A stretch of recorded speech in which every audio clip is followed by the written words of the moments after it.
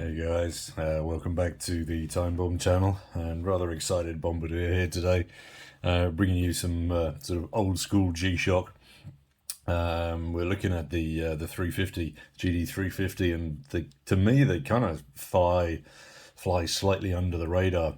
I bought this particular one on Amazon US, and it's been shipped to the UK for £65 only.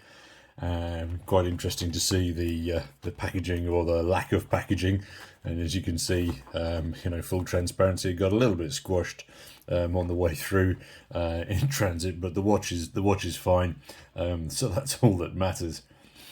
So let's just open up the box here, just while I'm rambling, see what we got inside. Nothing special inside there, as I say, super reduced packaging, but there she blows, our watch for today. Just get off the, that's it, no more reflection. So it's the GD 350, this is the 8th. They were launched back in 2013. And as you can see here, Casio were somewhat inspired in naming them. This is from Amazon website, is actually the current photo. You can see that the first batches of these particular of the 350s were called vibrators. One definitely for the woke brigade out there. But clearly Casio bottled that one, which is a shame, as I'm sure it would have provided some good giggles in the pub. But let's get back to the watch here. I think I might just pause there a fraction and readjust the camera. 1 second. Yeah, there we go. So these, the 350 series, were in production up until this year. My understanding is that they're not going to be produced anymore, been taken off the list, but there's still quite a few of them around. And recently I've seen them in these different colorways. You've got the 1C, which is the black resin with the blue highlight standard display. Then the 1B, which is the all black with the neg display. And I also saw this one special edition is the 350 BR in gold. I'm quite sure though there might be some, there's got to be a few other variants out there, but those are the ones that I've just seen recently. I chose the this sort of matte grey primarily because I wanted one with the clear display, and I also felt that it was kind of nice to have a black resin alternative.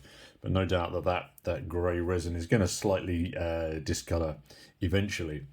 And as you can probably see here in my hands, these are quite large, but they are also quite light, or sort of adequately light. These come in then at 51 mils across. It is up at the thickest point there, 18 mils. But I mean, yeah, that's just literally where the bumpers rise over there. So it's not all 18 mils across. You do then obviously have, G-Shock standard 200 meters worth of watery goodness. These do only weigh 75 grams. So they are, heavier than the G-Shock squares, but I don't think substantially so. The other thing about the key fit aspect is that it's 53 mils north to south, and that's north to south all the way out here. So again, don't just focus on that too much.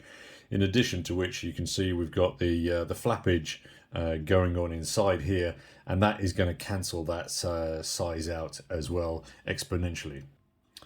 Yeah, so let me just open it up there and show you what I meant by that. So as you can see there, you've got these two inner wings or shoulders, however you prefer to label them. So as you can see, they provide an additional layer inside that.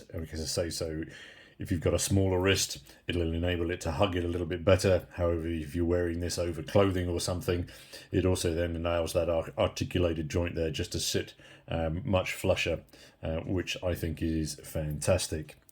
You've then obviously got the bottom here, you've got a double LED. I'll pop up in a dark shot here so you can see that a little bit better, but it pops up from either side there, and again, very adequate lighting.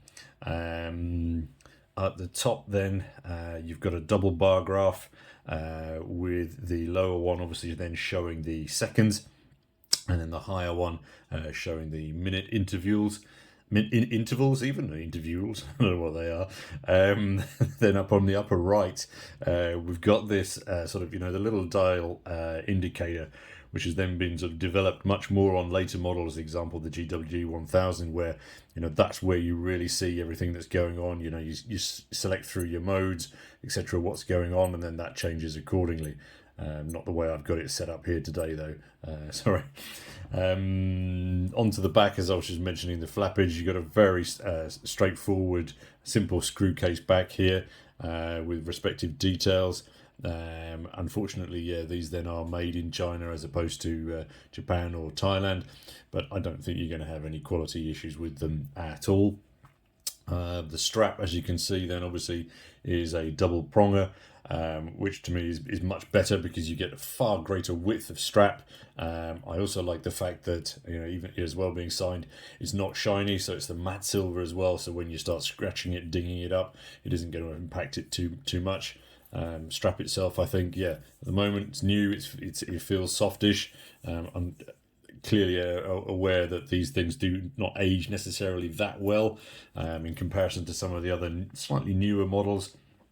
There is a tilt light also on here, but I don't have it on because obviously this being a battery power as opposed to solar power, that tilt light I think is going to be draining it too much. So I've switched it off here. I think that these 350s need huge amounts more love, props from us within the watch community, us watch nutters. There seems to be much more focus on other G-Shock models. I mean, here we got the 5600. This is my DIY watch. Millions of people have bought these and made videos. You see them featured in movies. The newer squares as well, attracting lots and lots of attention. Okay, clearly the MIPS display on that, it's just ridiculously delicious.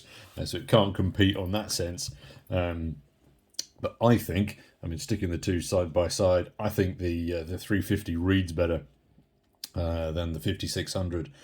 The digits to me seem to be clearer. Obviously they're larger, but there's something about the screen resolution or the digit density that they've used there in the screen, the crystals. I think it reads a lot better. But again, you don't see these guys in. I've never seen these guys in any of the movies. You've seen all of the others, the 5900s, the 5610s, the etc. But I've never seen one of these feature in a movie, and I find that really curious. I guess they've just been beaten out on the popularity scores. But again, I don't get it. I find that screen much better. The buttons in comparison, they're from another world. These things are usable. They're easy, clean. Just does everything that you need them to do. These buttons, okay, yeah, I think are a vast improvement. This old school Frogman that I've got here, yeah, okay, so this is 11 years old, so you might be able to forgive it, for not having the most functional buttons in the world. But I think, as I say, for an older style, I think Casio there really started to show, how that those buttons were becoming replaceable. Downside, obviously, then, this is not a solar-powered watch, and that really would be my preference. So I'm just going to stop the stopwatch there. It's distracting me. Come on.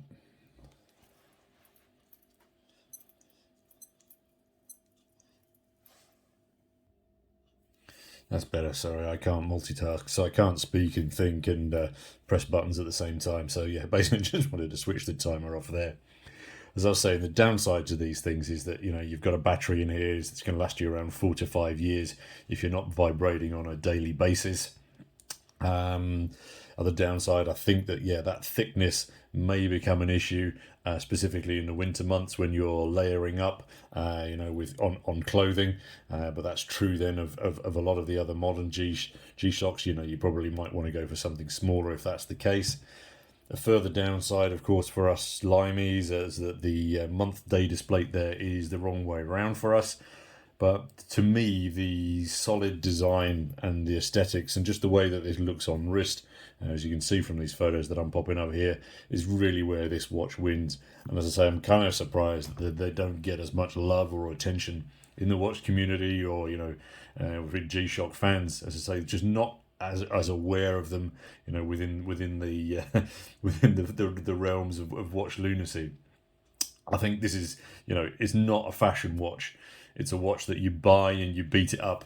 And I probably should have bought it years ago and beaten it up rather than beating up my sort of semi-limited edition, Frogman here. That would have been a smarter move, but there we go. I think this is absolutely perfect if you want a robust digital watch that doesn't necessarily count your steps or tell you the movement of the tides. This is a durable watch that's got solid timing, countdown, alarms, options, vibrations. It's essentially, it is, the tool watch that many seek, I think. No frills, no whistles, no etc. But in comparison to the 5600s, I mean, whilst I love my 5600, I'm never going to get rid of it. I think this one wins in very different ways. Probably what this warrants then is a more in-depth comparison between, say, 3 sets of semi-squares. Anyway, that's enough of me rambling for today. I am aware as well, lastly, that there are bumpers available for these, but on Fleabay at the moment, they've got to come from the States or from Canada. And with the tax and everything else like that, it's the price is almost half of the watch. So I don't know if I'm going to be bothering with that. I think it's the depth of that screen is adequately protected. But there you go, guys. That's just my humble opinion. What do you guys think? Are these in need of more props from the watch fans? Better than the other squares? Let us know down below. And of course, until next time, this is your host, the Bombardier, signing off. Cheers.